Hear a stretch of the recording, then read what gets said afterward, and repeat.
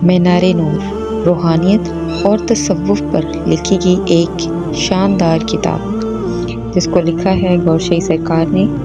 Part number 4 کے ساتھ آج اس ویڈیو میں ہم دیکھیں گے کہ مرشد کامل کے بارے میں مینار نور میں گورشئی سرکار نے کیا فرمایا ہے۔ سرکار لکھتے ہیں، مرشد تو بے شمار ملتے ہیں لیکن کامل مرشد 3 طرح کے ہوتے ہیں۔ 1 کامل حیات، نمبر 2 کامل ممات، نمبر 3 کامل ذات۔ کامل حیات کا فیض اس کی حیات میں ہوتا ہے لیکن حیات کے بعد اس کا فیض بند ہو جاتا ہے۔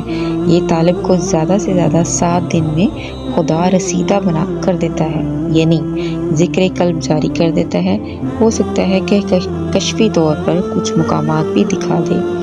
دوسرے نمبر پر ہے کامل ممات، جو اس دنیا میں روح پوش رہے اور مرنے کے بعد اپنی زکوٰۃ کی ادائیگی کے لیے آئے۔ یہ اس کام کے لیے 3 دن لیتے ہیں۔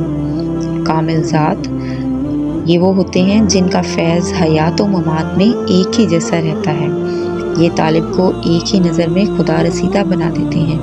اس لیے طالب حق کو چاہیے کہ مرشد کو 7 دن تک آزمائے ورنہ اس سے جدا ہو جائے، اپنی قیمتی زندگی برباد نہ کرے۔ یا پھر مرشد ناقص ہے یا اس کا نصیبہ کہیں اور ہے یا اس کی زمین بیج کے قابل نہیں ہے۔ اگر کہیں سے بھی باطنی فیض نہ ہو تو پھر کسی کامل ذات کی قبر سے امداد حاصل کریں۔ حدیث شریف میں ہے، ترجمہ بحوالہ جامع الاسرار سے یہ ترجمہ لیا گیا ہے، جب تم کسی معاملے میں پریشان ہو تو اہل قبور سے امداد حاصل کرو۔ جو لوگ نہ ہی زندہ ولیوں کو مانتے ہیں اور نہ ہی مزاروں پر جانا گوارا کرتے ہیں، وہ ساری عمر اس گوہر عظیم سے محروم رہتے ہیں۔ وہ اللہ تعالیٰ سے براہ راست مانگتے ہیں۔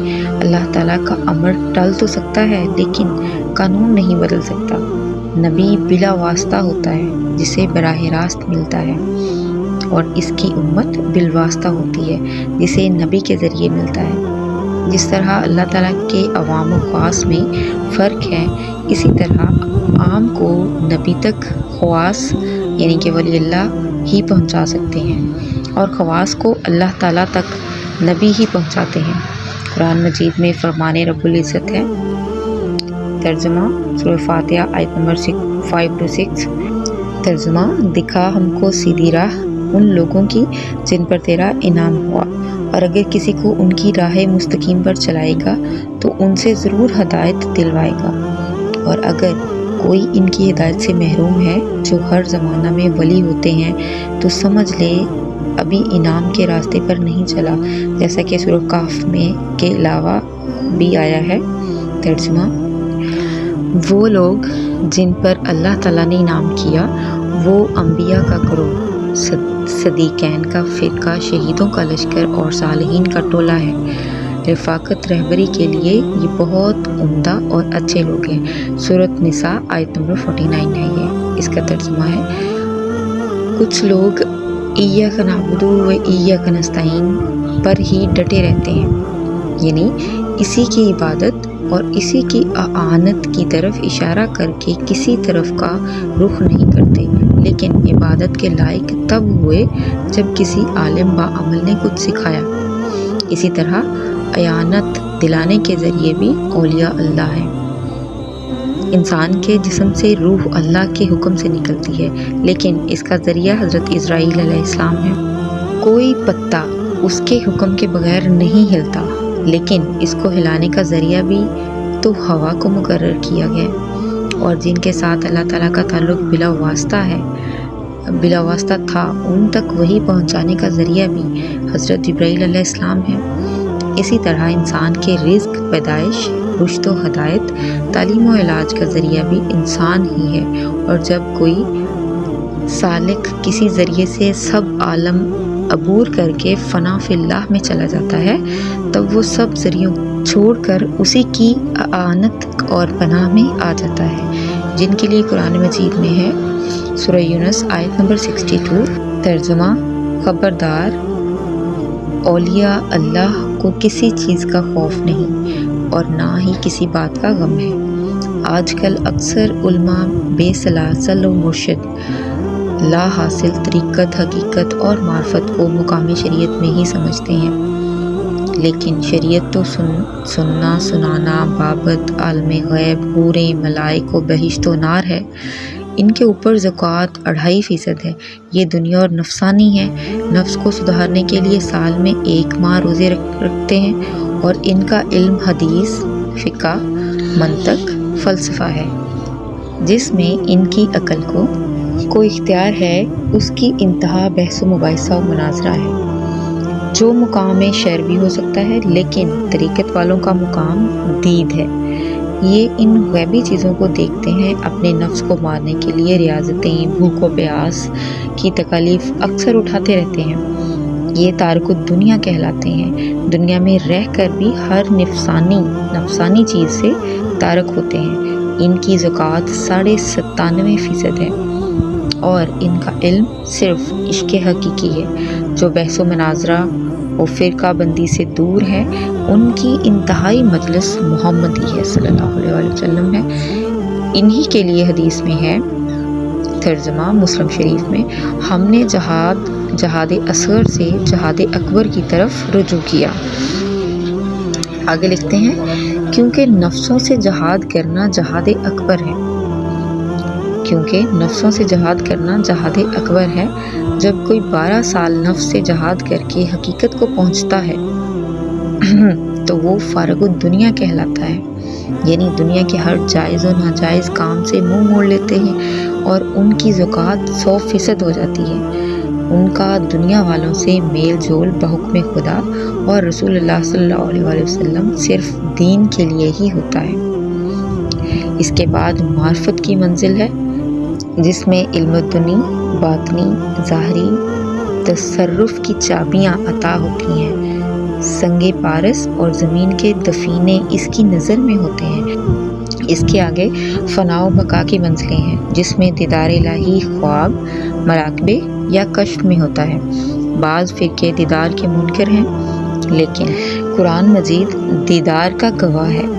فمن کان یرجو لقاء ربی فلیعمل عملا صالحا، سورۃ الکہف آیت نمبر 110، یعنی کہ 110 آیت کا ترجمہ ہے یہ۔ تو جس شخص کو اللہ تعالیٰ کی دیدار کی آرزو ہو، بس وہ عمل صالح اختیار کرے۔ دیدار الہی والوں کی پہچان یہ ہے کہ وہ اگر اینٹ پر نظر ڈالیں تو سونا بن جائے۔ پھر بھی شک، کیونکہ یہ طاقت ابلیس کو بھی حاصل ہے، کسی کی آنکھوں کا نور یا جسم کی طاقت سلب کر لے، یا آسیب زدہ مریض اچھا ہو جائے، لیکن اس میں بھی شک ہے، کیونکہ یہ کام بھی ابلیس کر سکتا ہے۔ اس کی اصل اور آخری پہچان یہ ہے کہ ایک ہی نظر سے مردہ قلب کو، خواہ کافر ہو یا مسلمان، ذکر اللہ سے زندہ کر کے خدا رسیدہ بنا دے۔ سبحان اللہ۔ آگے ہے، باطن میں حق و باطل کی پہچان کا ذریعہ نور، اسم اللہ، ذات اور کشف ہے، اور یہ دونوں چیزیں کسی کامل سے ہی عطا ہوتی ہیں۔ البتہ کشف کسی اور ذریعے سے بھی ہو سکتا ہے، لیکن اسم اللہ کے بغیر جو بھی کشف ہے غیر یقینی ہے۔ کشف جوگیوں کو بھی ہو جاتا ہے، ٹیلی پیتھی کے ذریعے بھی کچھ نہ کچھ حال دل معلوم ہوتا ہے۔ عمل، ہمزاد، جنات، موکلات، علوی و سفلی کے ذریعے بھی کشف ہوتا ہے، لیکن یہ سب ناسوتی اور غیر تسلی بخش ہیں۔ ناسوت یہی عالم ہے جس میں انسان اور جن اکٹھے رہتے ہیں۔ ذکر اللہ کے ذریعے ناسوت کو عبور کر کے کشف ملکوتی اور جبروتی اور لاہوتی میں پہنچتا ہے، جہاں شیاطین کا عمل دخل نہیں ہے، لیکن جب تک ناسوت میں ہے اس کا کشف بھی بے اعتبار ہے۔ ملکوتی تب ہوتا ہے جب اس کے ہفت اندام پاک ہو جاتے ہیں، اور اس کا جثہ قلب ملائکہ کی صفوں میں شامل ہو کر کلمہ طیبہ پڑھ لیتا ہے۔ اسے کہتے ہیں اقرار باللسان و تصدیق بالقلب۔ جب تک نفس کتا موجود ہے، کوئی پاک چیز، نماز، تلاوت وغیرہ جسم میں رک نہیں سکتی۔ ہفت اندام پاک ہونے سے جسم اعظم ہو جاتا ہے، تبھی اس میں اعظم کے قابل ہوتا ہے۔ یہی وجہ ہے کہ نفسانی لوگ اس میں اعظم میں سر کھپا کھپا کر رہ جاتے ہیں، کچھ حاصل نہیں ہوتا۔ علم، حفظ، تذکرات یا احادیث مبارکہ کے مطالعے سے نفس کبھی نہیں مرتا۔ یہ صرف وسائل عشق ہیں کہ بے علم نو تواں خدا دار شناخت، جس علم سے عمل اور عمل سے عشق حقیقی نہ آیا بلکہ الٹا تکبر و حسد میں مبتلا ہو گیا، تو وہ علم حجاب الاکبر ہے۔ حافظوں کا لطیفہ انا جو دماغ میں ہے ضرور پاک ہو جاتا ہے، لیکن باقی لطائف جوں کے توں رہ جاتے ہیں۔ حدیث پاک میں بار بار آیا ہے، یعنی نفس کو چھوڑو اور چلا آ اللہ تک پہنچے۔ جس عابد اور زاہد نے نفس کو نہ چھوڑا وہ اللہ تک کیسے پہنچا؟ بہت سے مسلمان لطائف کے نام سے بھی بے خبر ہیں، بہت سے نام جانتے ہیں مگر کام سے بے خبر ہیں، اور بہت سے اسی غلط فہمی میں مبتلا ہیں کہ ظاہری عبادت، تلاوت، نوافل سے ہی یہ پاک ہو جاتے ہیں، لیکن یہ انسان کے اندر غار میں بیٹھے ہیں جنہیں باہر کے ڈنڈوں سے کچھ اثر نہیں ہوتا۔ اگر کوئی ذاکر قلبی بھی بن جائے تب بھی اس کے دوسرے لطائف بے اثر رہتے ہیں، البتہ حرکت میں لانے کے لیے کچھ آسانی ہو جاتی ہے۔ یاد رہے کہ انہیں حرکت میں لانے کے لیے علیحدہ علیحدہ ذکر و فکر ہیں، جیسا کہ لطیفہ سری کا ذکر یا حیو یا قیوم اور اس کا فکر ہو بمقام توجہ لطیفہ مرکوز ہے۔ انسان کے اندر 14 ذکر استقرار پکڑتے ہیں، 7 ذکر اور 7 ان کے فکر۔ زبانی ذکر کرنے والوں کا ذاکر اللسانی کہا جاتا ہے، زبانی ذکر کرنے والوں کو ذاکر اللسانی کہا جاتا ہے جس کے ان میں کوئی اہمیت نہیں، اور قلبی ذکر کی بھی خاص اہمیت نہیں۔ پھر ذاکر روحی بن جاتا ہے، یہ بھی فکر سے دور ہے، حتیٰ کہ اس کے سب لطائف ذکر میں لگ جاتے ہیں، تب اس کو ذاکر سلطانی بولتے ہیں۔ لیکن جب توجہ سے ایک ہی وقت میں 7 لطائف حرکت میں آ جائیں تو ذاکر ربانی کہلاتا ہے، اور جب ذکر سے بند جدا ہو جائیں تو وہ ذاکر قربانی کہلاتا ہے۔ اصلی فکر اس کے بعد شروع ہوتا ہے۔ اور اسی تعلیم کے لیے حضور پاک صاحب الاولاق صلی اللہ علیہ وآلہ وسلم کا ارشاد گرامی ہے کہ تعلیم حاصل کرو خواہ تمہیں چین ہی کیوں نہ جانا پڑے۔ ویڈیو زیادہ لمبی ہو رہی ہے جس کی وجہ سے میں آج کی ویڈیو کو یہیں پر ختم کروں گی، اور صبح ہم نئے ٹاپک کے ساتھ مینار نور کے اگلے ٹاپک کے ساتھ حاضر ہوں گے۔ آج ہم نے ڈسکس کیا کہ مرشد کامل، اور اس کے ریلیٹڈ بہت ہی مفید اور بہت ہی قیمتی معلومات جو ہیں وہ سرکار کے اپنے لکھے ہوئے الفاظ ہیں جو کہ میں آپ کے ساتھ شیئر کرتی ہوں، تو ان کا سننا بھی اور جو ہے وہ آگے پہنچانا بھی ایک ثواب کا کام ہے۔